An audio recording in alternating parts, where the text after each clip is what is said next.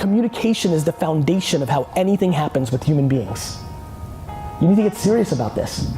This is only going to get more serious, not less. Technology doesn't care about your feelings about it. It will continue to move in one direction. It's time to get serious about this stuff. Very serious. Because back to AI and machine learning and AR and voice and Alexa and all this other stuff, you're gonna need to sell everything on voice. You're gonna have to build a brand so much that when people are sitting in their living room, they're gonna say, hey, I wanna buy some fabric, and Alexa picks you. Like, this is real. Like, technology will continue to evolve. I'm telling you guys, Amazon picked on bookstores first, right? The limo guys and gals around here weren't worried about technology until Uber decided to pick on them. Technology will pick on you, every one of you. It just might not be your time yet.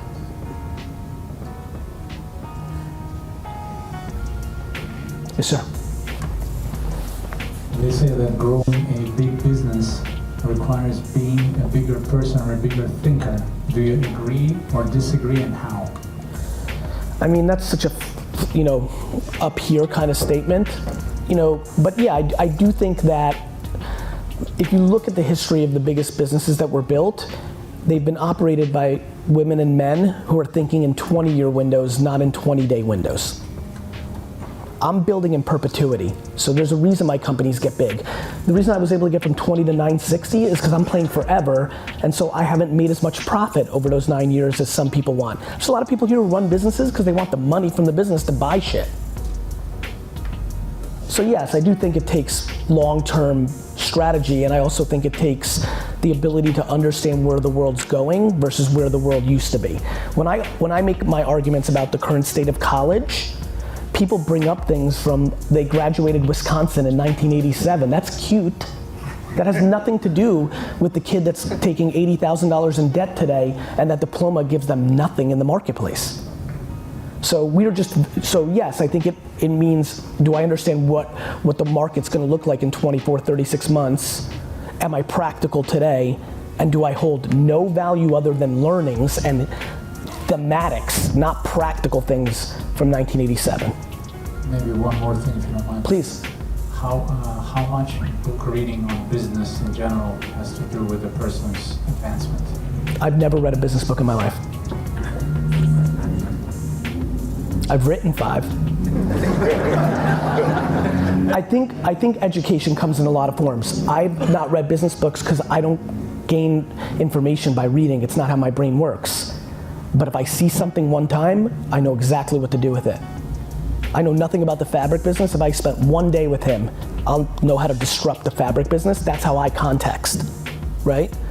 So I think education matters, but I don't think it comes in the form.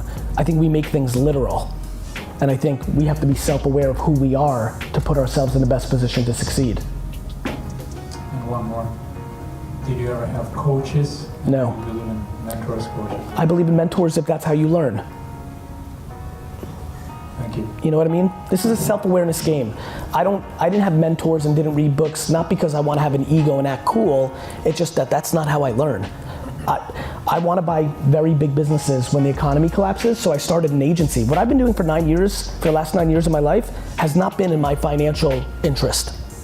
I was an early investor in Facebook and Twitter and Uber and Tumblr. I could have raised $300 million and had a VC firm and made tons of money just by taking meetings and hoping I hit another lotto ticket.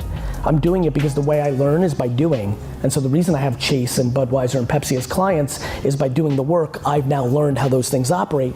Now I'll be prepared when the economy collapses and I buy something for $200 million to then run that thing until I flip it for $4 billion, buy the Jets, win some Super Bowls, and call it a day. That's how I learn.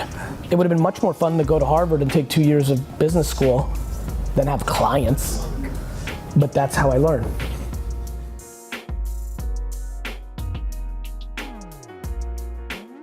You mentioned earlier that Facebook, LinkedIn marketing, it's in around the 6th inning.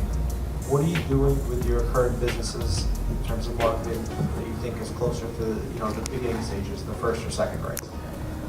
Podcast pre-roll, influencer marketing, LinkedIn, is actually not in the 6th inning. I would actually argue it's in the 3rd inning. That.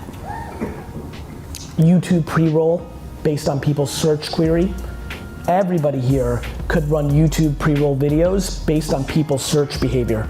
So talk about getting, why Google AdWords worked is it's intent marketing. Somebody types in they need fabric, that's just good. We don't have to guess. Understanding what people are searching on Google and then being able, so I go on Google and I search for, metal scrap, fabric, wine, shoes, jewelry, lawyer, I need a banker. This is what I type in. 3 days later, I go on YouTube to watch New York Jets highlight videos, and you pop up as a pre-roll predicated on my search and saying, are you in the market for metal scraps? I'll be like, fuck, I am. So that's a behavior I think a lot of you should start doing. Because that video is more effective in branding and conversion than the blue letters and being the search results paying on Google. They both work, but blue letters on Google results, that's sales.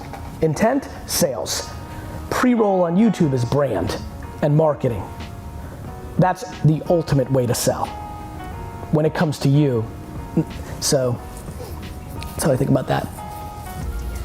Yes, sir. And there's a lot of people who got really, really good on Facebook, on YouTube, and marketing. Yep. And a lot of times they're not really bringing value. And I know you love some of them, but they cash in their hands and the marketing is behind them. How do you think it affects real people, the real businesses that advertise on, on those platforms? I don't think it affects at all. They lose their value.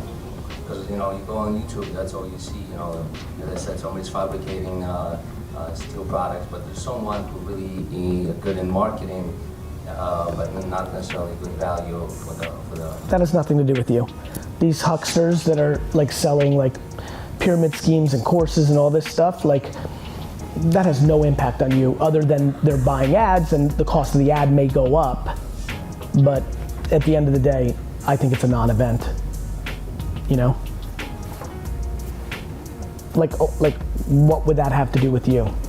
I'm saying, how does it dilute the value of that every one of the business owners tries to bring to the platform? It doesn't. Doesn't take away the attention from people that actually want to do business? I don't believe so. Not enough in the way that you're thinking. Like, I understand what you're saying, and like look, humans don't like ads, period. Right? So what you have to get good at is this is why I'm glad you guys have this book. If you care about this, or forget the book, there's tons of free information on the internet. You have to be good at the first 3 seconds of a pre-roll YouTube ad. Whether there's hucksters with Lamborghinis and half-naked girls saying, give me money and you'll be like this, has nothing to do with when your ad pops up. And if the first 3 seconds are boring and not interesting and doesn't catch anybody and doesn't bring any value, doesn't educate or entertain, then you're not gonna convert anyway. That has nothing to do with hucksters. You know what I mean? The problem is that once you click on it, because when it's, I guess they really, as I said, they're really good at what they do, grabbing your attention for the first 5 seconds or 10 seconds, and then you end up, everywhere you go, you keep seeing this ad, because that's how it works. And that's why digital marketing will fade off the same way that television fades off. You're right in the macro, just not in what is gonna matter the next 24, 36, 48 months, you understand? Facebook doesn't work the way it did 7 years ago. If you read the first version of this book in 2009 called Crush It, you'd be one of the 500,000 people that have emailed me that want me to kiss my face because I changed their life. I'm telling you, this is real estate. I just do real estate in people's attention.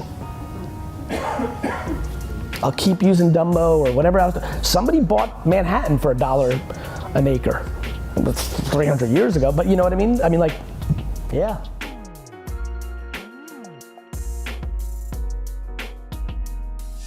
More people know who I am because I eat my own dog food.